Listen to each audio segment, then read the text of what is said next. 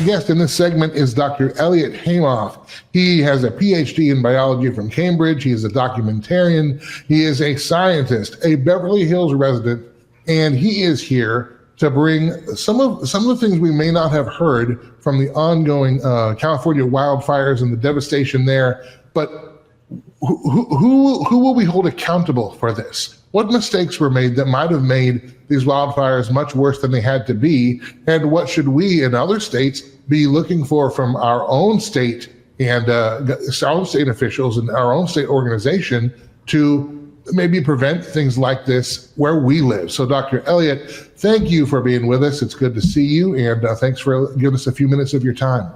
It is an unparalleled privilege and an honor to be here with you today. That's for sure. And I am so happy that you are wanting to know the true story and the moral of this whole thing. It did not have to be as huge, but it is the perfect storm of what DEI can do to a population.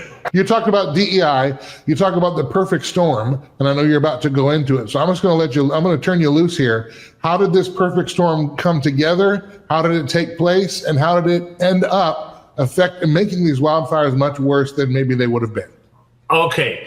There's first of all, there was an election 2 years ago that was between a competent billionaire businessman who was a commissioner on the board of Water and Power by the name of Rick Caruso. And there was another person by the name of Karen Bass, who had no experience, was a black woman who was just wanting to run for mayor of Los Angeles, okay? And the whole campaign by her was, you have to vote for me because I'm black, I'm a woman, I'm a lesbian, and this is who, if you want to be ideologically satisfied with being a person of our society, you have to vote for me. Okay, that's what DEI means. And so the competent businessman was rejected. Okay, then what happens is once she comes into power, then she is investing all of her time and energy and funds to the city, and she is giving $1 billion to the homeless cause that nobody had any accounting, nobody knew what was going on with that money, and the homeless problem gets worse. And then she spends $1 billion on the illegal aliens coming into her sanctuary city, okay? But you see, I don't mind giving money to migrants, giving money to homeless people, causes. But at the same time she was doing that, she was doing budget cuts on the fire department. She was sending fire equipment and trucks and gear to Ukraine. So she was reducing the viability of her own fire department. Okay. Then what she does is she appoints a DEI person to be the head of the fire department. Okay. Whose priorities were not in let's get fire prevention, let's get fire protection. It was a stated view of hers to introduce the fire department to more DEI, to more women of color, more black women, more lesbians, whatever, to instead of it being based on meritocracy. Okay, and this is all very well-known stuff, and I don't mind, blacks or lesbians or whatever women, if they can do the job and they have the right priorities. Okay, then what happens is the mayor then hires a DEI person to head the Department of Water and Power in Los Angeles, who has no experience, but she checked all the boxes. She didn't know what she was doing for water and power. And so instead of the guy, Rick Caruso, who was a commissioner of water and power, so she hires a DEI person. Now, how this all ties in is that President Biden wanted to send her to be the DEI representative of his DEI program to Africa. So what is the mayor of Los Angeles doing going to Africa? Okay, and this is 2 days or 3 days after we got word that there was going to be high winds, top priority of fires, and it's like 100% danger. And then what happens is that now this is something that also people don't know about, is that there's a mayor and then there's a vice mayor, an assistant mayor, like a junior mayor, like the lieutenant mayor of Los Angeles, whose job was supposed to be taking care and overseeing the fire department. But that guy was suspended because he was being investigated by the FBI for actions of sending threats, dangerous threats, bombing and whatever. So the guy was under an FBI investigation. So the guy was suspended. So there was literally nobody in authority when the mayor, left to the city to Africa.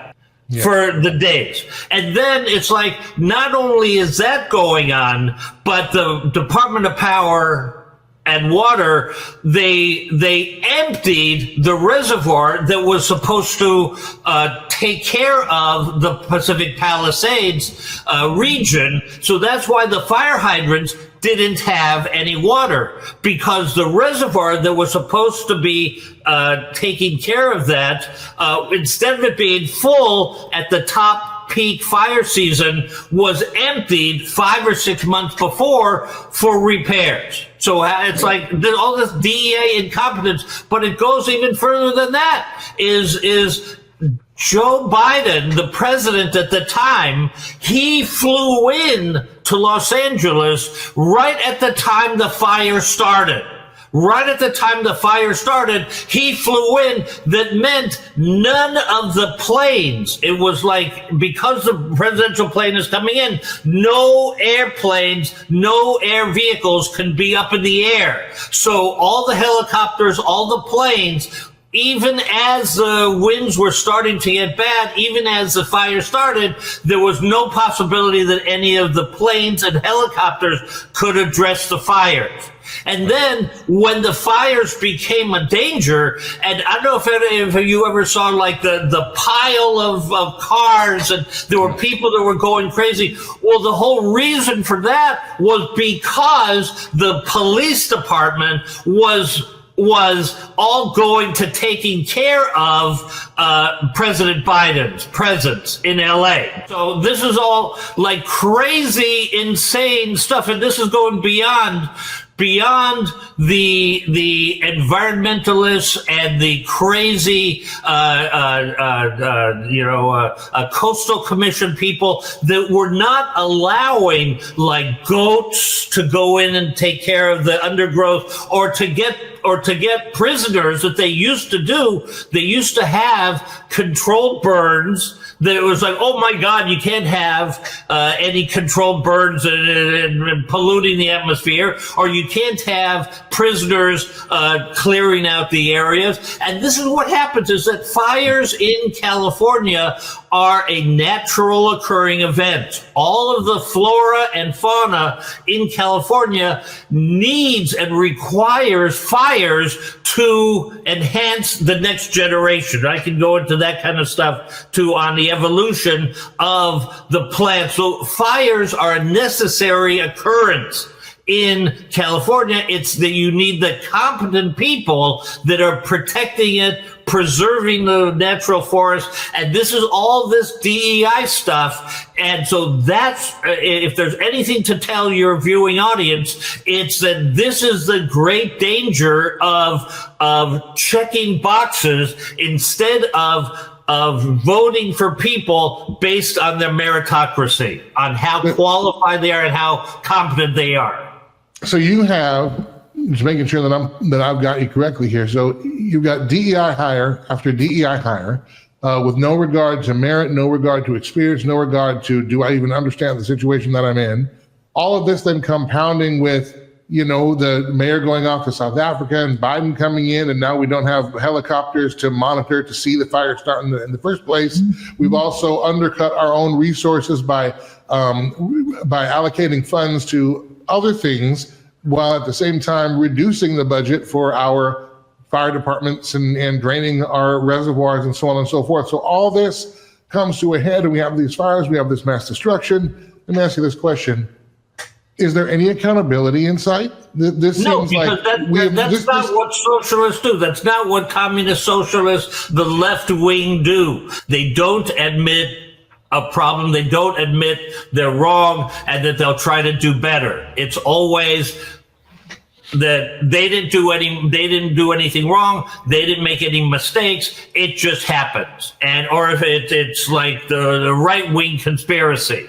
And then there's another thing that I did get to mention, is that for several years, the power grid has been in horrible shape. There's exposed wires, there's there's all of these central substations that are badly outdated, and that's what I think was one of the root causes of one of the big fires in Pasadena, that somebody got video of the crackling and the arcing of the electrical wiring system. So that has been put off because nobody wants to change the wires and change the gears. They want to give it to the illegal aliens or to the homeless people. And it's like so badly managed. So it's not just that there's money not available. It's that the money that is available is not being used wisely. And that's all the result of people that are in the positions of power by just checking the boxes. So that's my spin. Let me ask you this then. Of the people you know in your community, so on and so forth, because I mean, we vote for these people, or a lot of them anyway, and maybe we're ignorant in doing so, but we're voting for these people.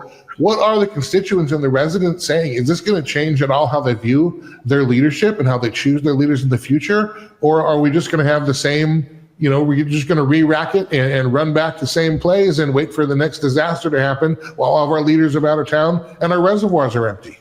Right. Well, that's left up to the voting public. So right. This is why I hope that there's some people in your viewing audience that's going to wake up and to say that checking boxes is not the proper way to vote for somebody. It is competence and accomplishments and background and achievements. And that's all you can hope for. I personally think that there is a awakening of what's happening here in California, because there's an effort now to remove the mayor. I think there's 150,000 people that signed a petition, and so the mayor may well be recalled. The governor, all of his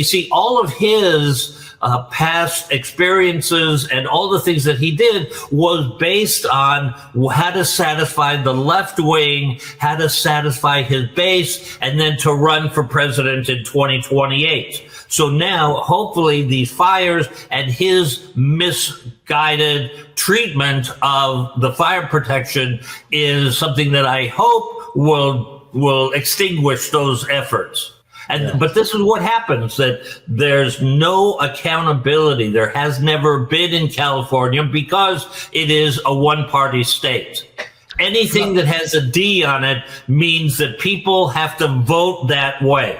But I think it is I think it is going to change. And what Bertie told me that the guy who ran for mayor, Rick Caruso, the billionaire businessman, brilliant guy, the guy that was on the Power and Water Commissioner, that he may well be running for governor in 2026. So all of this craziness that happened because of Karen Bass's incompetence may well spur the competent people to run for office, higher office. Yeah, we need to recognize that our votes do count, our votes do matter, and these are the kinds of things that happen when we are asleep at the wheel. And don't look at who we're actually voting for, what their platforms are, and what they're going to do when they take office. Dr. Elliott Haimoff, thank you for being with us. Is there anywhere people can go to find your work or to connect with you? I have my website is www.globalscienceproductions.com, and you just have to Google me, and there's thousands of hits and stories done about me and my documentaries. I've been producing them for 35 years, and I did shows on cow production, human cloning, genetic engineering of food crops, and I've been saying this story on and on for several years, that it's competence and accomplishments and achievements that people should be looking for, as opposed to just checking off boxes. And so hopefully some people are paying attention now. That it's a very sad story. I mean, it looks like it's like a nuclear explosion hit this whole city. And then that's not even going into the nefarious conspiracy theories that this was done on purpose to eliminate all of the single family housing and to replace that with communal housing for the left wing socialists want is control over people. And also another thing is that this whole rebuilding that Karen Bass is saying that she's going to rebuild and all this, that is a bunch of baloney. And your audience has to know that the people who are the bureaucrats are saying that it's going to take at least 1.5 or 2 years just to remove all the toxic stuff out. And then it's going to be at least 2 or 3 more years before anybody's going to get any permits to rebuild into these places. And then it's going to be another 2 or 3 more years after that to actually rebuild. So is somebody going to really spend 6 or 7 years to wait to rebuild in a house that they're going to? No. So it's going to be replaced by huge apartment complexes for low-income housing, and to have to be able to control those kinds of people and to allow the Coastal Commission and the environmentalists to have their way and not to have any housing. Doctor, I agree that whether this was on purpose, I mean, I would really hope not, but I do know, and I do believe that there are nefarious forces who will take this opportunity to try to usher in such open-air prisons and 15-minute cities and controllable this and multi-family government housing and all this kind of stuff. If they think they can get away with it, they will. And that's probably one of the reasons why they want all these years, because they need time to cover their tracks. They need time to put their infrastructures in place, and then they'll try to picture themselves as the great rescuers and saviors of society if you'll just give me your freedom and liberty in exchange. Exactly. You're spot on. I hope your viewing audience is paying attention to every word you just said, because that is, in reality, that's what happened here in Los Angeles. And for everybody in the country that doesn't know, I mean, it looks horrible. And that's exactly, you're correct. And that's something that's one of the reasons why I'm fully supporting 100% that President Trump is putting conditions on this $250 billion, because he is not going to want to, and it's not fair for the general public to pay their tax money to this corrupt officials to just do the same thing and blow all the money, and then there's going to be another fire the following year.